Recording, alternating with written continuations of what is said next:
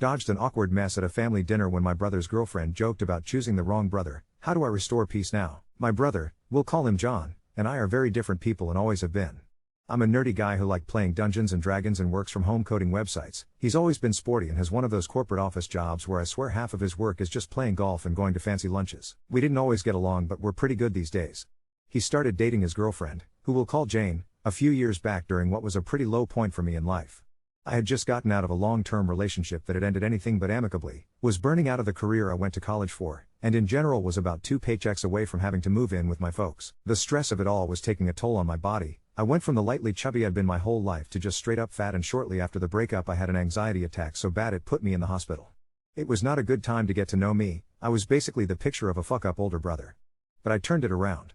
I got the mental health assistance I needed to diagnose and treat some long-standing issues. With that as a springboard, I started exercising more and eating better, finding cooking to be a good hobby that also led to me eating less takeout and processed foods. I'm still no Adonis, still got a bit of a tummy, but I'm much stronger and feel better. I was able to quit my job and find a new one in a field that I never considered but that I found I loved enough that I'm going back to school to work on a PhD in the fall so I can pursue it to a greater extent. And finally, I started dating again, someone, we'll call her Flo, who was a better match for me than my ex. Which all brings us to the night things went wrong. We have a family gathering at my parents' house, extended family and all plus Jane and Flo. I'm making dinner, a beef Wellington. Everyone is raving about my food. I also did dinner this past Thanksgiving as well, and also my recent glow up, my new job, the program I got into, etc. I'm smiling politely and mostly just trying to do a bunch of dinner prep while they won't get out of my way. Then Jane says, "Yeah, never thought I'd pick the wrong brother, but I'm starting to think I might have." You could hear a pin drop. I said nothing, again, just awkwardly laughed at what I assumed to have been a bad joke. Jane's face immediately changed to the look of someone who has only just realized their fuck up. John looked pissed, and the two of them left the kitchen shortly after. From what I could see, she seemed to be trying to apologize to him while he looked really hurt. My relatives said nothing, not immediately anyway.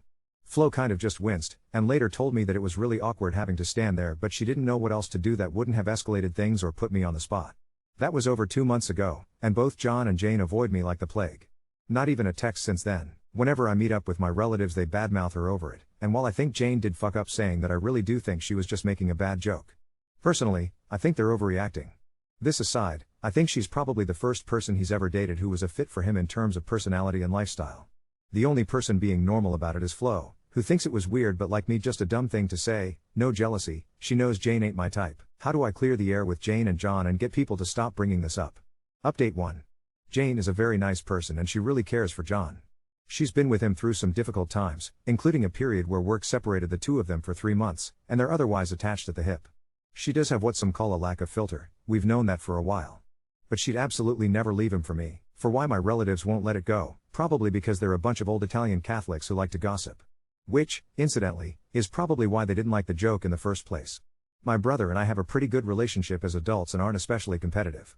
My folks and relatives don't favor one of us over the other, though admittedly they do understand my brother's career path better than mine. I agree with a number of comments that the impetus of the joke was that I'm a good cook, especially when it comes to be celebratory feasts. John is okay in the kitchen, but he's the kind of guy for whom a fancy meal just means picking up a more expensive cut of steak. I really don't think it has anything to do with me being the hot brother now, as a few comments suggested. John and I have always looked very different. Comparing us would be more a matter of personal preference than any kind of objective hotness scale. He's tall with a runner's build and I'm a few inches shorter with a wide build and more visible muscles, as weightlifting is my main form of exercise. Lastly, not to toot my own horn, but I've never had any issues getting dates barring the aforementioned year-long period where my life was falling apart, so I must have been doing something right.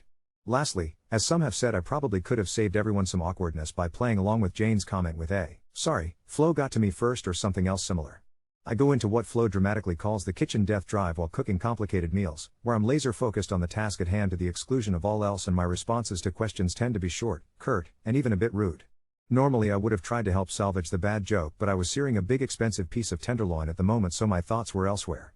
Update 2. Met up with John at a sports bar we go to sometimes when our dad is in town. Shot the shit for a little bit before I asked him if everything was cool. He didn't really know what I was talking about at first. I had to remind him that weird thing at the family dinner. And he immediately knew what I was talking about. I asked if we were alright, if they were alright, and lastly what we should do about our nosy Catholic relatives gossiping about all this shit. First off, he confirmed what I, and most of y'all, thought was true. Jane was talking about my cooking exclusively. She's a big fan, it's actually the reason she came to that gathering in the first place. So that's good to hear. Nothing to do with my physique, though John did congratulate me on the additional weight I'd lost since the whole ordeal. Second, John's issue with Jane's joke had nothing to do with the idea of her leaving him for me or that he'd lost some prestige as the athlete in our family or anything like that. Something I didn't mention in the original post because I didn't think it was important is that John and I grew up middle class while Jane's family is loaded. Not billionaires, but she graduated from an Ivy League college with no student loans, which she's turned into a well-paying and highly specialized tech job.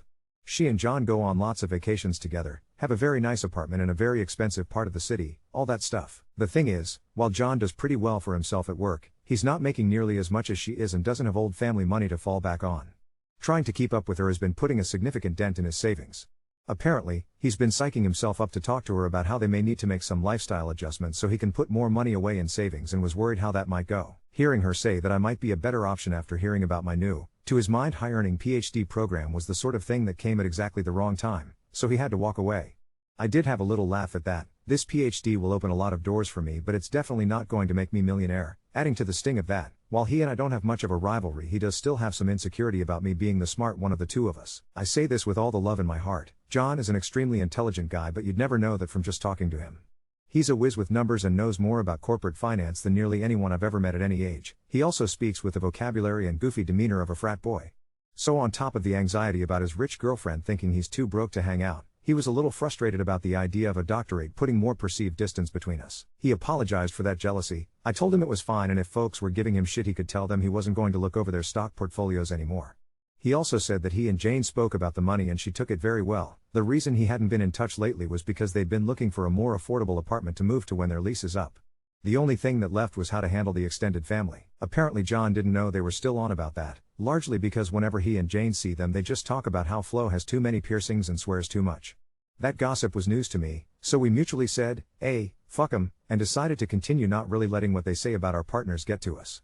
Instead, we agreed to spend more time just the four of us. And, before we left for the night, John did ask me for a few of my recipes. Update 3. It's been about 3 weeks since my sports bar détente with John. Since then, true to our word, the four of us, me, Flo, John, and Jane, decided to actually get together somewhere family-free. I invited them all to my place for a no-pressure, just food taco night, figuring hand pies filled with shaky emotional tension were a little much for everyone. Flo showed up first with a couple of IPAs and this feels like the first day at a new school grimace. Jane and John weren't far behind, Jane armed with an artisanal salsa, John leading the way but shoving the bag at her in the hallway as a subtle peace offering. Everyone was polite but clearly on eggshells. Jane's blurt laughings were extra high-pitched, John kept checking his phone, and even Flo, who usually bonds with Jane over weird podcasts, seemed more reserved than usual. But something amazing happened halfway through the first round of tacos. Jane started asking me actual cooking questions, like how to get carnitas crispy without turning them to shoe leather, and John, weirdly enough, chimed in with questions about budgeting for friend dinners. It turned into a genuinely fun night, partly because any time someone tried to steer the conversation toward that night, Flo redirected by asking increasingly bizarre questions. "Okay, everyone, what's your least favorite soup and why?" The only tense moment was when Jane, dish towel in hand, abruptly apologized to all of us for having zero comedic timing, especially when tenderloins are at stake. This time, I diffused it. "It's okay, we'll just keep you away from the beef and the stand-up mic." Everyone actually laughed, awkwardness finally breaking like the world's most fragile piñata. So, step 1, minor social healing, achieved. But it gets way weirder. About a week later, Jane texted me, completely out of the blue, asking if I'd help her plan a surprise for John's birthday. Apparently, in the wake of our awkward family drama, John confessed how much he, secretly, envied those big family meals I can somehow pull off. Jane's idea? Recreate one of those old school Sunday family dinners, but just with us and a couple friends, minus gossiping relatives and, as Jane put it, all non-consensual Catholic guilt. At first I thought this was just another excuse for her to eat my food, but she was actually nervous, asking what she should wear and if she needed to bring a hostess gift like in the movies. I reassured her, just bring dessert and an appetite. What I didn't realize until later is she'd invited 2 of John's oldest, and, frankly, bro-iest, college friends. I should tell you, these guys are the human equivalent of protein shakes. Whole room gets about 30% louder when they walk in. I was bracing myself for chaos, but here's the kicker. These guys had actually read my D&D recaps John posts to our group chat, and came armed with homemade stat blocks for everyone at the table. Including Jane, +4 to blurting out awkward jokes, advantage on salsa rolls, and me, passive perception, 12, proficiency in pastry. Instead of bragging about work, they asked about my campaign plot, then challenged me to a cook-off next time.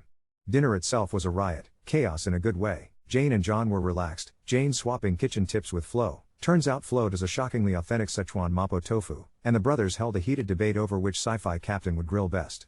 I caught John giving Jane a genuine, quietly affectionate look I'd never seen from him. No pretense, just glad she was there. It felt, for the first time in years, like all of us were part of a slightly ragtag but real family. Of course, nothing escapes my parents' attention for long. My mom called 2 days later to tell me she'd heard via Aunt Gina, who heard from a very reliable source, aka Facebook, that John and Jane were possibly breaking up soon because of the dinner nightmare. I said, with real satisfaction, actually, no, they're doing great. We all had dinner together and it was awesome. Jane brought salsa and nobody died. Cue mom, silence, then, oh, well, I suppose that's good then. Have you called your grandmother lately? She then casually let slip that everyone is coming to town in July because we want a nice meal, you know, like your Wellington. In other words, dinner at my place, with the full extended family, to restore the cosmic beef balance. John and I texted back and forth, knowing this is a challenge, a chance to rewrite the incident by providing an even bigger meal, hopefully without nuclear family fallout. We're actually teaming up, he's helping plan and even wants to cook a couple sides, cue me prepping for potential kitchen disasters. Jane and Flo are on dessert duty, the brothers are on beverage wrangling? I didn't ask, because I value my floors. Over the past few weeks, Jane and Flo have started a group chat just for the four of us. Sometimes it's just TikToks of failed soufflés, but mostly it's planning who's sitting next to which relative to minimize drama. Jane even sent a draft of jokes she won't use. Sample, at least I'm dating the brother with a wine fridge. Just kidding, love you John, Flo replied, I'll give you my best death glare if you try. So that's the new status, disaster meal turned domino effect. John and I are closer, Jane and Flo are getting along like secret agents, and me, the guy who was worried he'd ruined everything, now has a standing Friday night dinner invite with people I actually like, who knew one bad joke over a tenderloin would lead to this. If I die buried in potatoes at this next family dinner, at least I'll have done it surrounded by people who pass their D&D alignment tests, and their salsa. Update 4. Since announcing the July Family Summit, my mother has called or texted me every single day. Sometimes it's tactical, don't forget Aunt Lucia's vegan now. But only on Thursdays. Sometimes it's existential, have you reconsidered going to law school? At one point, my phone autocorrected Wellington to well, it's on, and it became the event name in the family group chat. John, God bless him, took his assignment, side dishes, as seriously as golf in the rain. He watched roughly 1 million YouTube videos on the perfect gratin and artisanal roasted carrots. He showed up to my place, one day early, with a spreadsheet. A real, color-coded spreadsheet, for optimal oven usage and guest flow, he explained. I started to laugh, realized he was dead serious, and let him keep going because, 1, it was adorable and, 2, it meant less Aunt Gina in my kitchen on game day. Flo and Jane launched their own dessert war in our group chat.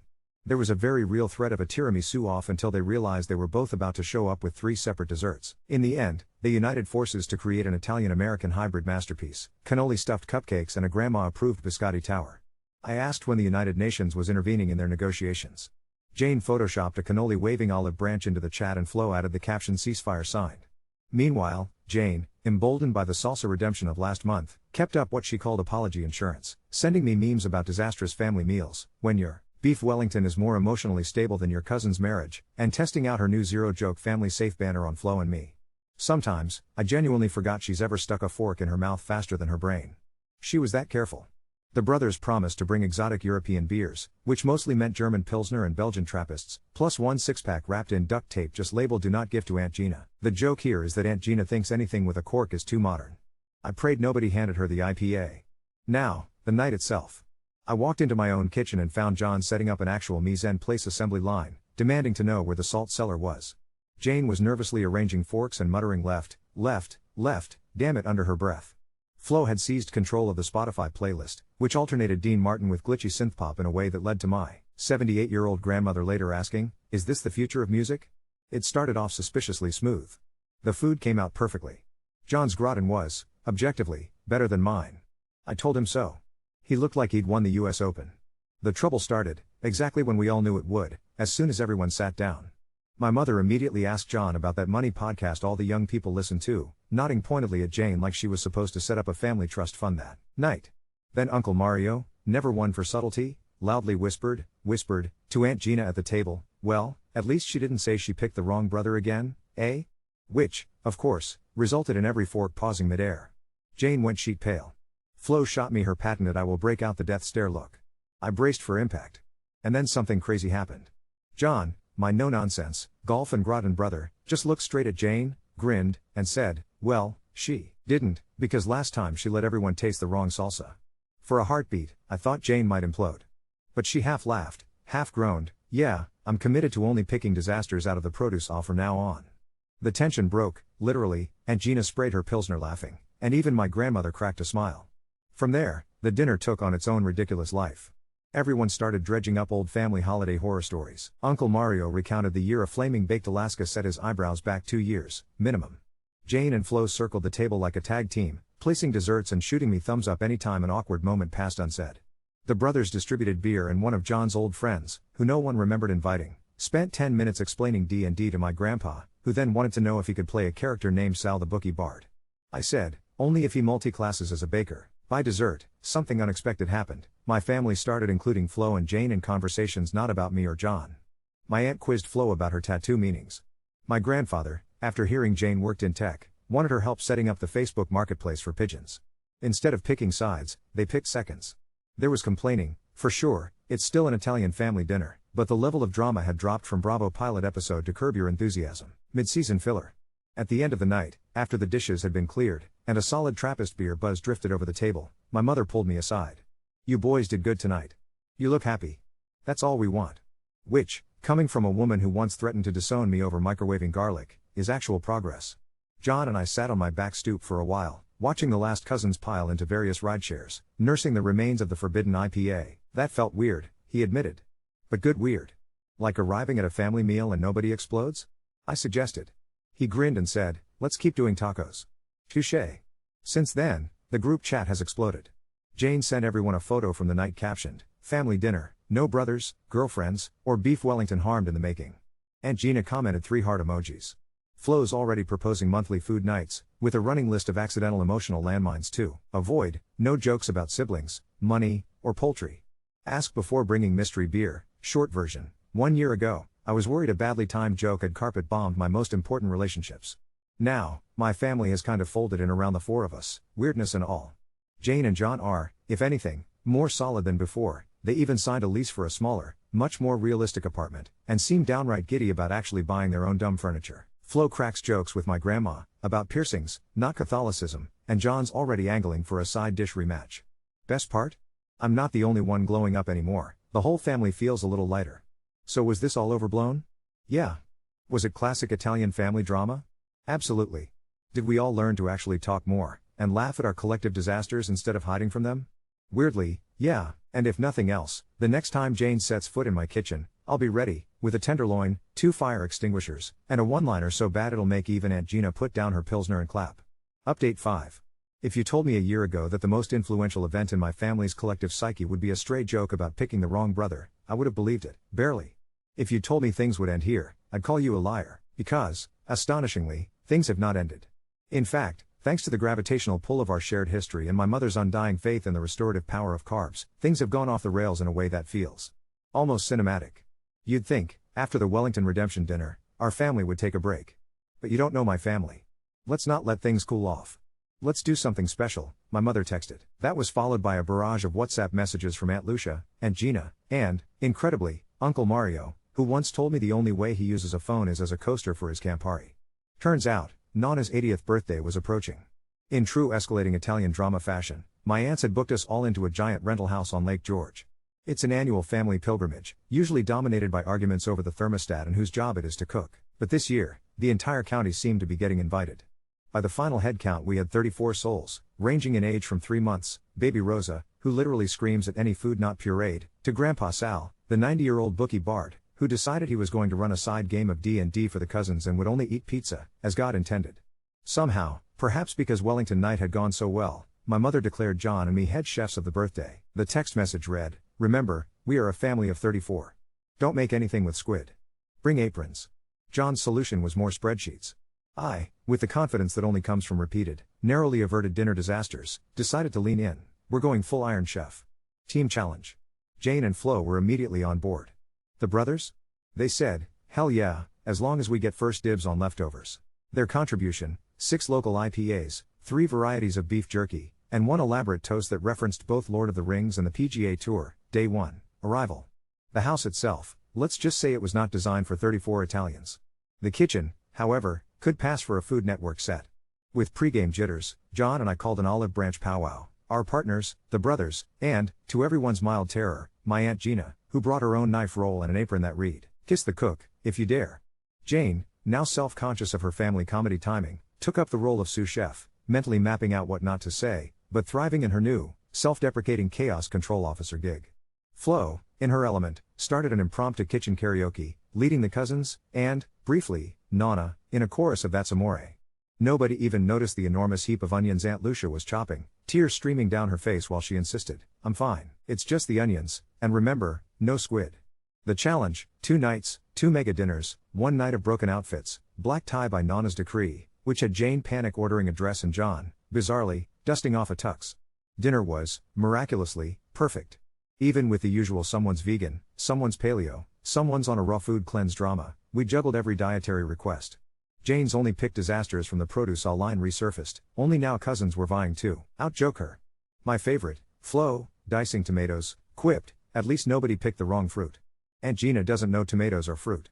Don't tell her. John and I had prepped for hours, but the real beauty of the night came in the strange little moments, like Grandpa Sal inventing a birthday initiative roll to decide who got the first slice of cake. Or Flo, looking devastatingly stylish, discovering my great-uncle's hidden stash of homemade limoncello and improvising a round of who can make the fanciest cocktail? Jane won with something blue, terrifying, and, quote, 100% legal in most states. Halfway through dinner, my mother stood, utterly regal, to toast Nana. The room went silent. Nana, glowing, looked at every single grandchild, great-grandchild, and bro in the room, before turning to Jane. "Last year, you made a mistake. We all say dumb things. But this year, young lady, you brought the best salad I've ever eaten and you make Giovanni, that's John, but formal, smile like when he was 7 years old. You are family." The room applauded. Jane teared up for the first time since the joke. Flo, quick-witted as ever, called out, "Just wait till you try dessert." The attention, mercifully, shifted, and what followed was 30 minutes of raucous, affectionate family chaos.